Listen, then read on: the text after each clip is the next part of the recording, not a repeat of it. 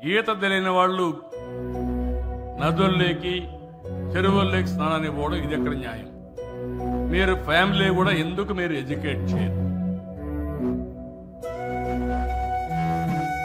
ఇలాంటివి కూడా ఎందుకు వచ్చిందో నాకు అర్థం కాలేదు.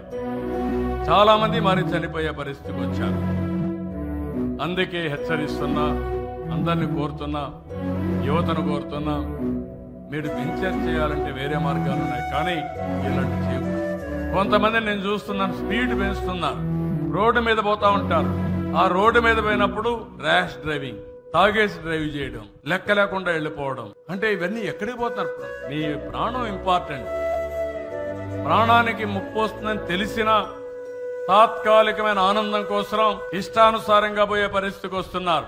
నేను వాళ్ళకు కూడా చెప్తున్నా, రేపు రాబోయే రోజుల్లో నేను సీసీటీవీ కెమెరాలు అన్ని రోడ్లలో పెట్టి ఎవరైనా స్పీడ్ ఎక్కువ పోయినా తాగేసి తిరుగుతా ఉన్నా ఇమ్మీడియట్ గా అందరినీ నియంత్రణ చేస్తాను.